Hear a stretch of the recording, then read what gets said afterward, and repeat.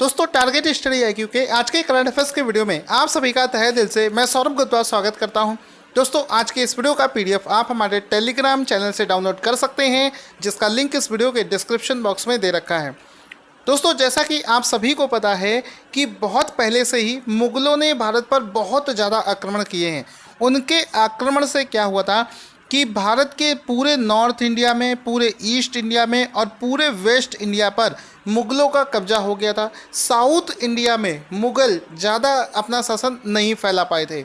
यहाँ पर ये जो आपको मैप दिख रहा है, इस मैप में आप देखो कि मुगल अंपायर का 1605 से लेकर 1607 के दौरान पर कितना कब्जा था, इसका यहाँ पर आपको कलर दिख रहा होगा। तो ये जो पूरा आपको कलर दिख रहा है, ये सब मुगलों के द्वारा भारत का जो क्षेत्र है उस पर ये कब्जा है। लेकिन खास बात यहाँ पर ये है कि एक ऐसा स्थान था मेवाड़। यहाँ पर पूरे मैप में ये छोटी सी जगह आपको एक अलग ही कलर में दिख रही होगी, मेवाड़। इकलौता ये छोटा सा ऐसा जगह था, स्थान था, जिस पर मुगलों ने कभी भी शासन नहीं कर पाया। और यहाँ के जो राजा थे उन्हीं के ऊपर बना है आज का सबसे पहला क्वेश्चन। दोस्तों हो सकता है हम में से कई लोग उनको भूल चुके हों। आज हम बात कर रहे हैं महाराणा प्रताप सिंह की। महाराणा प्रताप जी इतने ज़्यादा वीर थे कि आप देख सकते हो दुश्मनों से घिरे होने के बावजूद भी उन्होंने अपना स्वाभिमान कभी भी अंग्रेज़ों को कभी भी मुगलों को नहीं बेचा। वो कभी भी मुगलों के सामने नहीं झुके। हमें उन पर प्राउड फील होना चाहिए कि दुश्मनों से घिरे होने के बावजूद भी उन्होंने अपने स्वाभिमान की किस तरीके से रक्षा करी थी। अब इसी को लेकर देखो क्वेश्चन क्या पूछ सकता है, और हम सभी के लिए ये एक बहुत बड़ी मोटिवेशन की तरह काम कर सकते हैं। मतलब हमारे तरफ चारों तरफ जितनी भी नेगेटिविटी है उससे हमें नहीं परेशान होना है, हमें पॉजिटिव रहना है। क्वेश्चन यहाँ पर ये बनेगा कि 9 मई 2020 को महाराणा प्रताप की कौन सी जयंती मनाई गई है? तो इसका राइट आंसर हो जाएगा अभी हाल ही में 48, ठीक है। तो 480वीं जयंती जो है हाल ही में महाराणा प्रताप जी की मनाई गई है। ये कब मनाई गई है? 9 मई 2020 को 480वीं जयंती मनाई गई है। इसका एक फ़ोटो भी देख सकते हैं जिसमें कि महाराणा प्रताप का फ़ोटो आपको यहाँ पर दिख रहा होगा। महाराणा प्रताप जयंती फ़ोटो अच्छे से देख लिया करो, सो दैट आपको लंबे समय तक याद रह जाए। कौन सी जयंती मनाई गई है? 480वीं जयंती जो है मनाई गई है। रेलवे और SSC में इसी टाइप का क्वेश्चन पूछ लिया जाता है। साथ ही साथ में कोविड-19 की वजह से पूरे देश की अर्थव्यवस्था डाउन हो चुकी है, सभी को पता है। तो इंडस्ट्री वगैरह को मोटिवेट करने के लिए एक नई स्कीम शुरू करी गई है। अलग अलग प्रकार की स्कीम शुरू करी जा रही हैं। तो यहाँ पर क्या है कि हाल ही में उत्तर प्रदेश सरकार ने अगले कितने वर्षों के लिए सभी प्रकार के श्रम कानून, लेबर लॉ को निलंबित कर दिया है।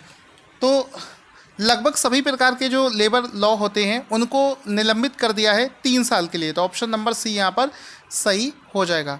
किसी भी फैक्ट्री में, किसी भी इंडस्ट्री में जब लेबर को वहाँ पर जॉब दी जाती है तो उसको लेकर उसके जो हक होते हैं उनको संरक्षित करने के लिए कुछ कानून बनाए जाते हैं, जिस कानून के हिसाब से ही वो इंडस्ट्री में उस लेबर से काम करवा सकती है।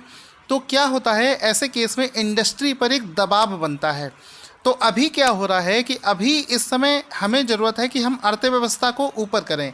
इस वजह से कंपनियों को लुभाने के लिए यहाँ पर ये जो लेबर लॉ है इसको भी टेम्परेरी तरीके से 3 साल के लिए निलंबित कर दिया गया है।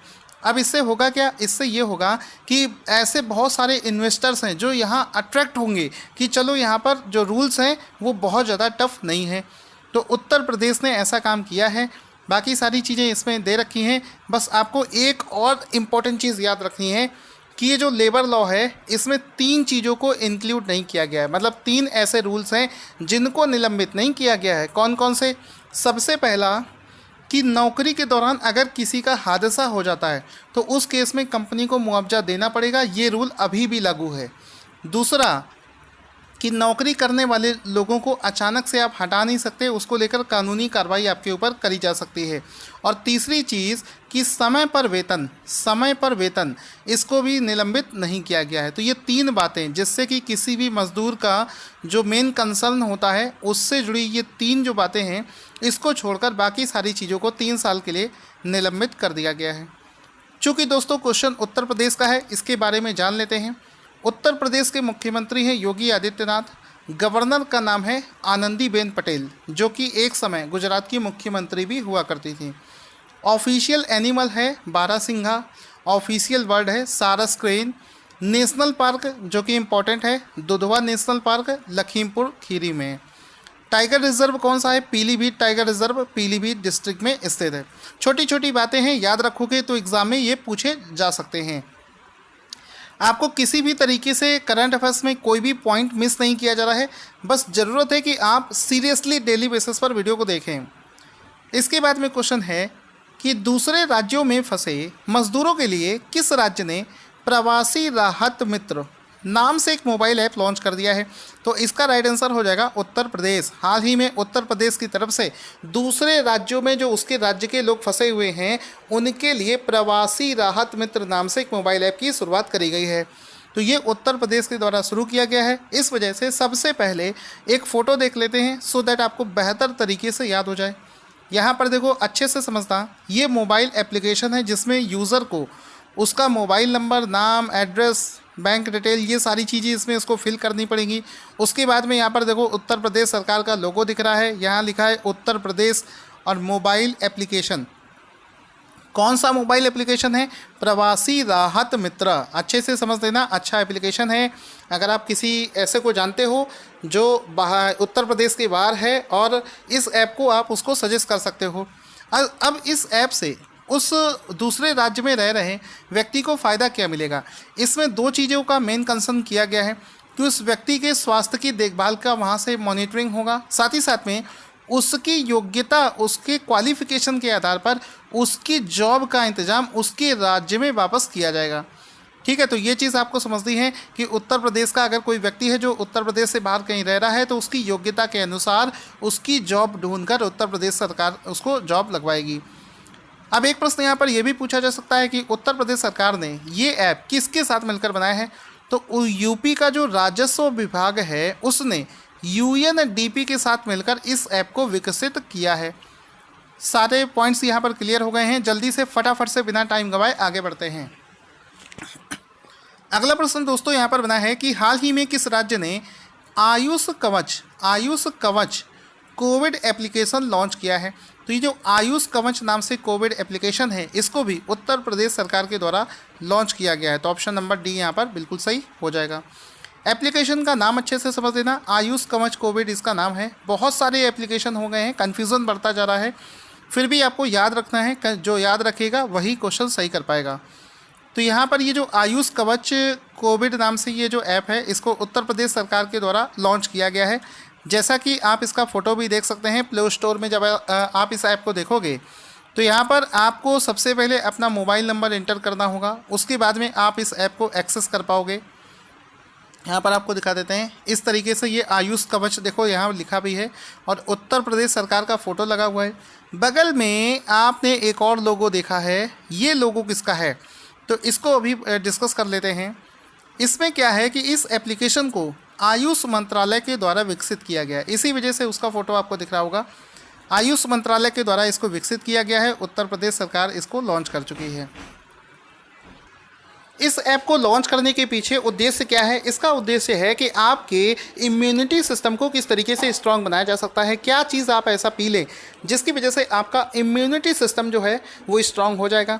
तो यहाँ पर इस एप्लीकेशन के माध्यम से आयुष मंत्रालय ने रिकमेंड किया है कि आप घर पर एक औषधि बना सकते हैं, मतलब जिसमें आप लौंग, यहाँ पर आपको मैं टू द वर्ड दिखा देता हूँ क्या चीज़ आयुष मंत्रालय के द्वारा बोली गई है कि आपकी रसोई में बहुत सारे ऐसे सामान होते हैं जैसे कि लौंग, दालचीनी, तुलसी, इन सब को मिलाकर आप एक लिक्विड तैयार कर सकते हैं जिसको पीने से आपके जो इम्यूनिटी सिस्टम है वो स्ट्रांग हो जाएगा।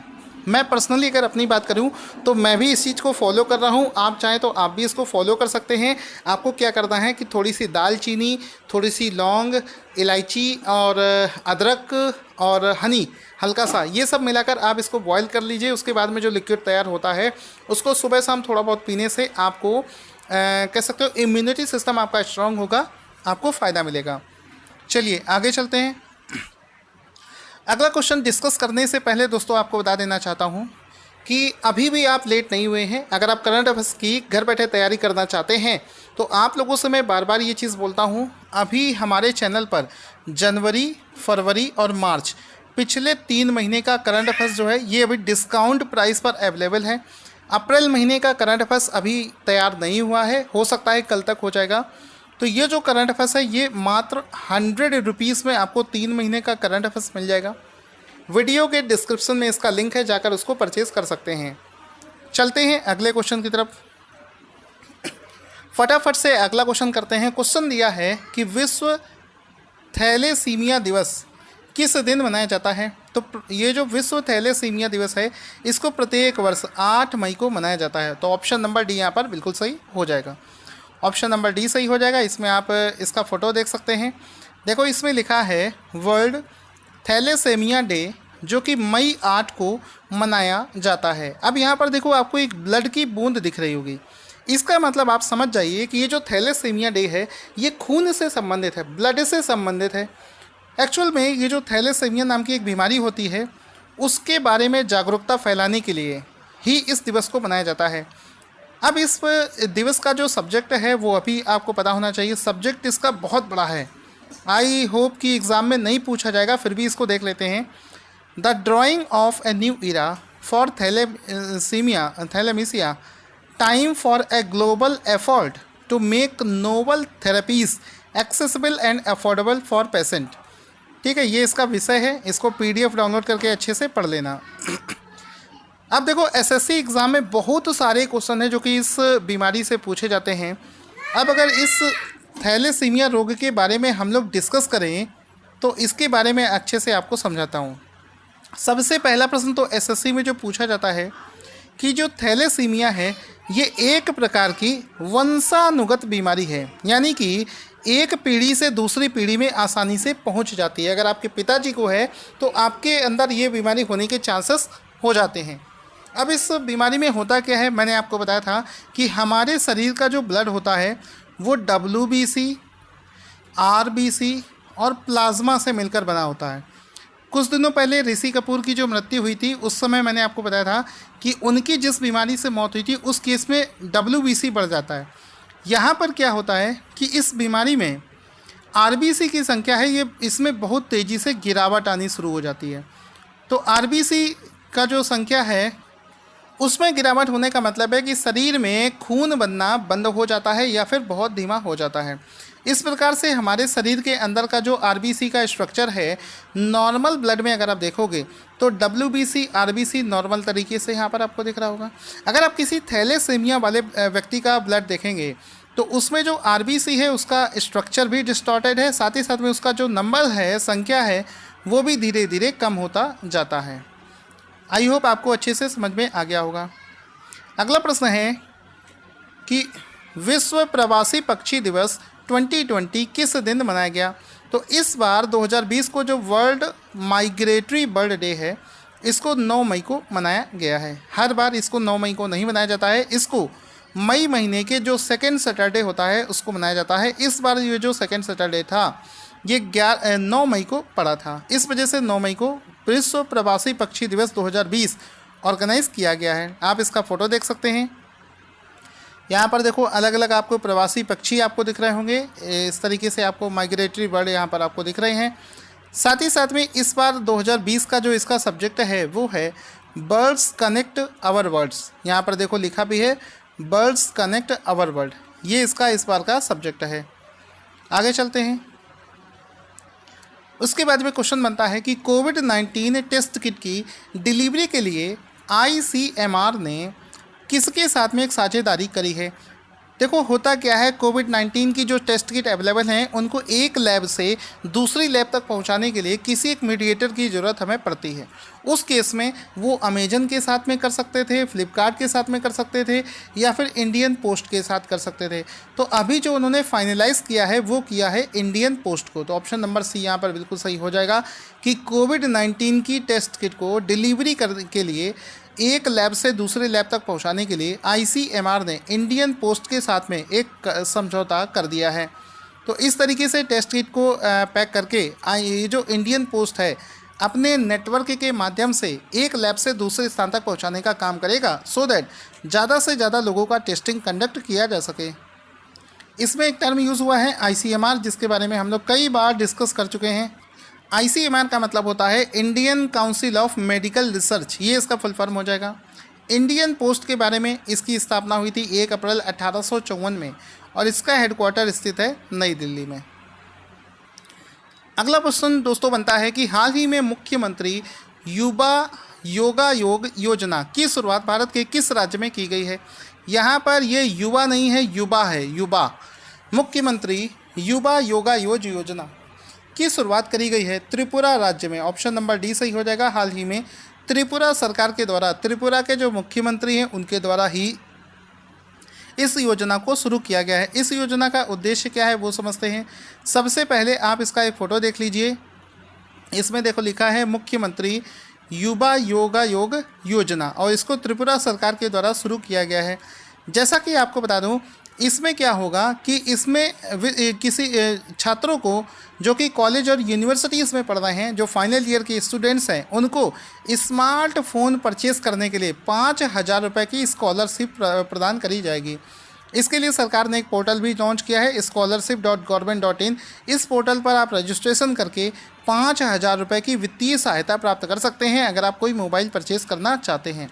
तो अगर आप त्रिपुरा से बिलोंग करते हैं या फिर आपका कोई दोस्त वहाँ से बिलोंग करता है तो आप उसको इसके बारे में बता सकते हैं।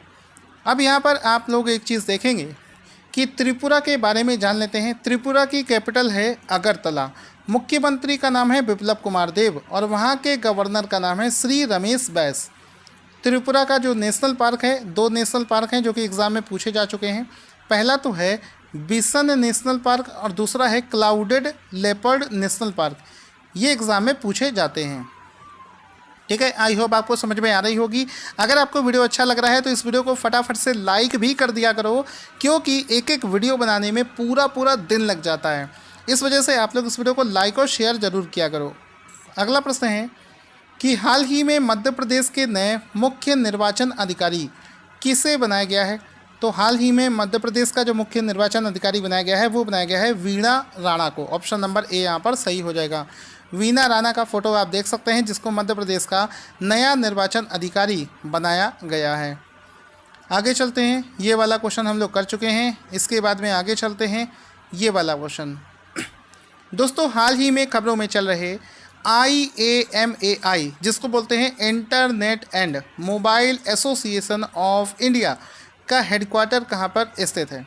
तो इसका हेडक्वार्टर मुंबई में स्थित है। ऑप्शन नंबर ए सही हो जाएगा। हाल ही में खबरों में चल रहे internet and mobile association of India का जो हेडक्वार्टर है वो मुंबई में स्थित है।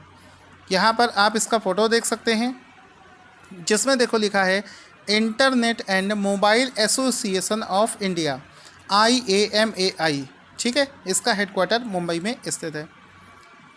इसके अलावा IAMAI ने अभी ये न्यूज़ में किस वजह से चल रहा है, इसमें न्यूज़ में इस वजह से चल रहा है क्योंकि इसने हाल ही में एक रिपोर्ट जारी करी है जिसके बारे में आपको पता होना चाहिए, और उस रिपोर्ट का नाम है डिजिटल इन इंडिया 2019।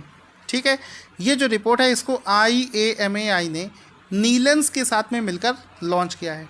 इस रिपोर्ट में ये पता चलता है कि कहाँ पर कितना इंटरनेट इस्तेमाल किया जा रहा है, और पहली बार ऐसा हुआ है वर्ष 2019 में कि गांव में ज़्यादा इंटरनेट इस्तेमाल किया जा रहा है शहरों के कंपैरिजन में। इसके अनुसार ग्रामीण भारत में 227 मिलियन एक्टिव इंटरनेट यूज़र हैं और शहरी क्षेत्रों में 205 मिलियन उपयोगकर्ता हैं। यानी कि रूरल एरियाज़ में जो इंटरनेट यूज़र्स हैं वो 10% ज़्यादा हैं इन कंपैरिजन टू शहरी क्षेत्रों के।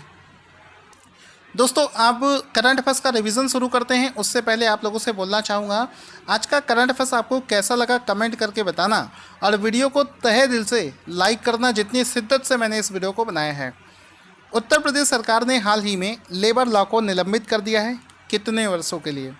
आई होप आपको याद होगा। कुछ याद आया? ठीक है, बता देता हूँ। 3 साल के लिए किया था। उसके बाद में था कि दूसरे राज्यों में फंसे लोगों के लिए प्रवासी राहत मित्र नाम से ऐप किसने लॉन्च किया है? इसका भी आंसर यूपी हो जाएगा। उसके बाद में था आयुष कवच कोविड नाम से एक एप्लीकेशन किसने लॉन्च किया है? इसका भी आंसर यूपी हो जाएगा। शुरुआत के तीनों क्वेश्चन का आंसर यूपी है। विश्व थैलेसेमिया डे किस दिन मनाया गया है? तो 8 मई को मनाया गया है। उसके बाद में है कि वर्ल्ड माइग्रेटरी बर्ड डे 2020 किस दिन मनाया जाता है? तो इसको इस बार 9 मई को मनाया गया है। वैसे हर बार मई के दूसरे शनिवार को मनाया जाता है। कोविड-19 की किट की डिलीवरी के लिए ICMR ने किसके साथ में साझेदारी करी है? तो भारतीय पोस्ट, इंडियन पोस्ट के साथ में किया है। उसके बाद में है मुख्यमंत्री युवा योगा योग योजना की शुरुआत भारत के किस राज्य में की गई है? तो त्रिपुरा राज्य में करी गई है। दोस्तों आज का क्वेश्चन जिसका आंसर आपको देना है, दोस्तों कल मैंने आपको एक क्वेश्चन करवाया था कि टाटा ग्रुप के जो चेयरमैन हैं रतन टाटा, उन्होंने किस फार्मेसी कंपनी में 50% तक की हिस्सेदारी खरीद ली है? जल्दी से अपना आंसर कमेंट बॉक्स में लिखना ना भूलें। Thank you for watching this video. और अगर इस चैनल को अपना मानते हैं तो इस चैनल के इस वीडियो को शेयर करना ना भूलें।